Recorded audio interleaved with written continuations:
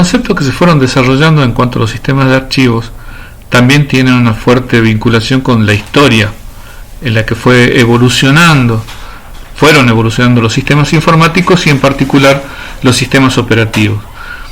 Vamos a dar acá un pantallazo de sistemas operativos que tuvieron una gran relevancia en la historia, hasta algunos que son de uso actual y que por lo tanto tienen esa importancia de que al día de hoy es posible que se encuentren con ellos y por lo tanto conocerlos implica tener una noción importante sobre características que hoy están en uso. Vamos desde antes de los 70, donde el sistema George III era un sistema para mainframes que tenía algunas ideas básicas que después van a desarrollarse de manera más interesante, como la posibilidad de que haya una ruta. Ya existían directorios y dentro de esos directorios podía haber subdirectorios. Para referirse a un archivo en concreto que estuviera dentro de un subdirectorio, había que indicar la ruta relativa. La ruta se refiere a la secuencia, la sucesión de directorios que habría que atravesar para llegar hasta ese.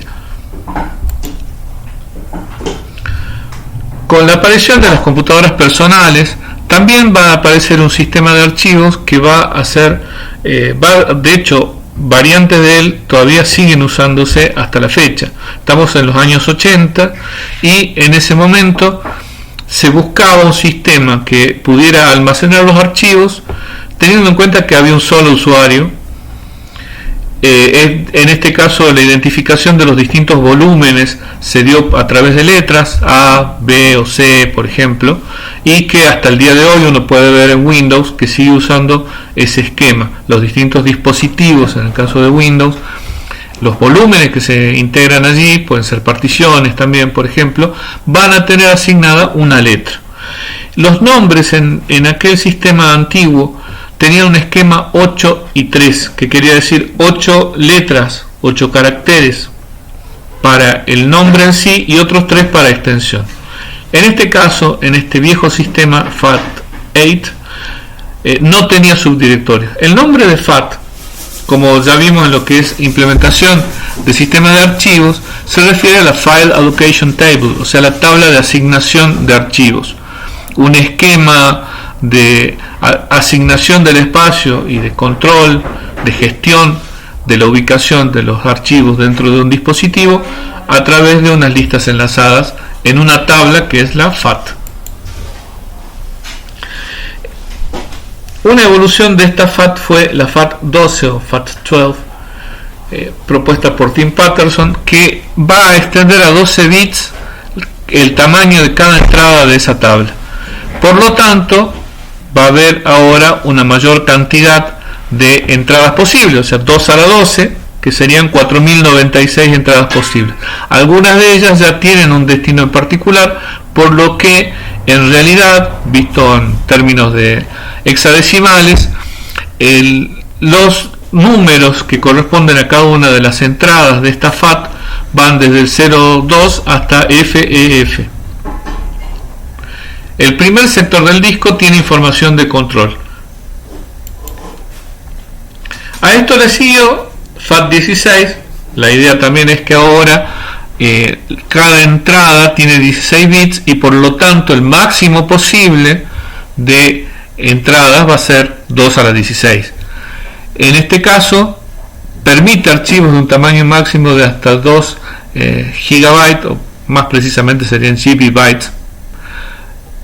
Por lo tanto, implica la posibilidad de direccionar 65.524 clusters.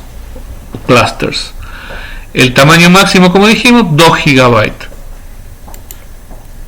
Esto ya fue superado con FAT32. Pensemos que en el esquema de FAT implica que al comienzo de cada dispositivo va a haber una tabla, y si esa tabla se refiere a clústeres muy chiquititos respecto del tamaño del dispositivo, va a ser una tabla muy grande. Y si la tabla es más chica porque los clústeres son más grandes, el desperdicio, la fragmentación interna va a ser también mayor. En FAT32 no se almacena ya toda la tabla completa, sino a la medida que se va utilizando, y ya posibilita archivos de hasta 4 GB de tamaño. Por aquellas épocas en Apple se desarrolló el Hierarchical File System, que tiene en todo caso como interesante su organización a través de una jerarquía.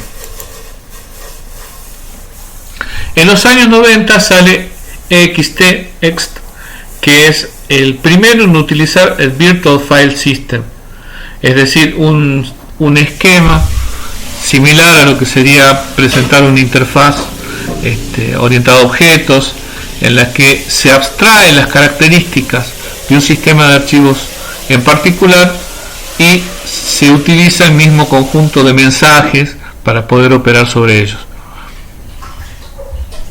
Utiliza otros conceptos que ya estaban antes, como el de superbloque y nodos I, características que ya hemos mencionado cuando hablábamos de la implementación de los sistemas de archivos. Un sistema de archivos virtual tiene una estructura como esta que estamos viendo acá, que se presenta una interfaz común que posibilita de que las distintas aplicaciones o procesos que van a interactuar con el sistema de archivos usen los mismos comandos o envíen los mismos mensajes, más allá de que después se traduzcan en su codificación a las características específicas de cada sistema de archivos local. Es decir, es una forma de presentar sistemas de archivos distintos, dando una interfaz común para las distintas aplicaciones que lo vayan a utilizar. LFS o Log File System trabaja escribiendo al disco dividido en segmentos y va a llevar un registro de los cambios que se realizan en cada operación, de modo tal de posibilitar de que en caso de que exista una interrupción, comprobar hasta dónde se había realizado una determinada operación. Esta idea, la del log, va a ser utilizada después con la idea del journaling que vamos a ver a continuación. Otro aspecto interesante del Log File System es que concentra la escritura en un segmento, con la idea de minimizar las búsquedas dentro del dispositivo, que son un cuello de botella en cuanto a la velocidad. Por más de que se aumente el ancho de banda para el acceso, para lectura y escritura en los dispositivos, si la búsqueda en sí resulta más lenta, se constituye en un cuello de botella. La idea del Log File System es proveer una forma en la que esa sobrecarga sea menor. Bueno, entre otras posteriores está ISO 9660, un estándar que es el que se utilizaba en los CD. Y NTFS, o Sistema de Archivos de Nueva Tecnología, el nombre que le pone Microsoft, que originariamente estaba en Windows Server y hoy por hoy está en los Windows de escritorio también desde hace ya varios años.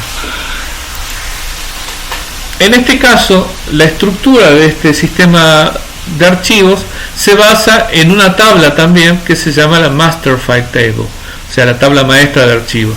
Hay una copia parcial de esta tabla, no como en la FATCA hay una copia completa, eso es algo que cuando hablamos del tema lo mencionamos, de modo tal de que hay una posibilidad de apelar a esa copia parcial si es que hubiera algún problema para resolver. Las entradas de esta tabla maestra de archivos más o menos tienen la estructura que se muestra ahí, donde están los datos del archivo, un descriptor de seguridad en cuanto a permisos que pueda tener el archivo, y luego hay una tabla donde está el Virtual Cluster Number, o sea, el número de clúster virtual, que se refiere al número de clúster dentro del archivo. Por decir, un archivo empezará con su clúster 1, seguido del clúster 2, eso es el clúster del archivo, el clúster virtual, que se traducirá a esa tira de clústeres con que se visualiza de forma lógica al dispositivo en su conjunto, que es el Logical Cluster Number, o número de clúster lógico. Entonces esto también es una tabla que permite realizar la conversión de un clúster virtual a un clúster lógico. Es decir, que tiene un número en concreto dentro del volumen. Y la cantidad es cuántos consecutivos hay desde esa posición, cuántos clústeres consecutivos están asignados a un archivo que está descrito en esta entrada de la Master File Table.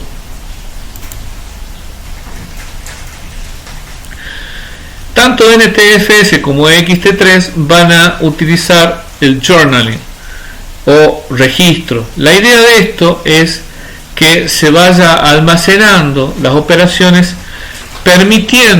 almacenando qué operaciones se van realizando, llevando un registro, un diario, que posibilite que en caso de que haya problemas se haya que reconstruir lo que se está haciendo o volver a una situación estable donde se hayan completado todas las operaciones. Se dispone de ese registro para realizar esa tarea. Entonces, un journaling es el registro de transacciones en una parte del sistema de archivos que permite recuperar operaciones si es que se produce una falla. La idea de transacciones también viene de otras áreas de la informática, en concreto de las bases de datos, pensadas como operaciones que se realizan de manera de una sola vez, digamos. ext4 o ext4 sería uno de los sistemas más usados actualmente en los Linux, incluso en algunos Android, y que también usa journaling y ya permite sistemas de archivos mucho más grandes.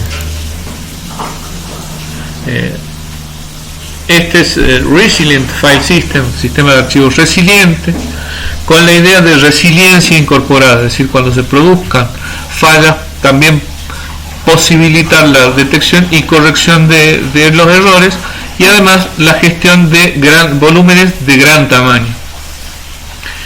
Y F2FS es un sistema de archivos orientado específicamente a dispositivos flash. Cuando vimos las características del almacenamiento, las características generales de los sistemas de archivos, recordarán que lo que son las memorias no volátiles no tienen el problema de que el acceso según la posición sea distinta, como puede ocurrir en un disco donde el brazo tiene que moverse hasta el lugar donde tiene que escribir o tiene que leer. En el caso de las memorias no volátiles, la lectura es prácticamente uniforme, la velocidad en cualquier lugar, y la escritura no tanto, porque ahí sí va a depender de que donde se quiera escribir ya estuviera vacío o no, porque no hay sobreescritura en este tipo de dispositivos. Bueno, en el sistema operativo Android, hoy por hoy uno de los más usados en el mundo, hay una serie de sistemas de archivo que generalmente maneja, como el Samsung RFIS,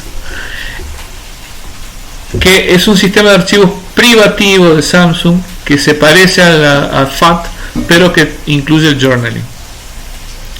XT4, como mencionamos anteriormente, FAT, que de hecho habitualmente se utiliza en dispositivos externos, en memoria flash, en pendrive, etc. JFFS2, que sería similar al que mencionamos anteriormente, orientado a las memorias flash, en este caso también con un sistema de journaling. En general, un sistema de Android muestra una estructura de directorios bastante típica, donde boot tiene lo relacionado con el arranque, hay información de recuperación en recovery, por ejemplo, MLT, aquellos dispositivos que se hayan montado, SD card, se refiere a uno o varios sistemas, tarjetas que se hubieran de memoria que se hubieran incorporado.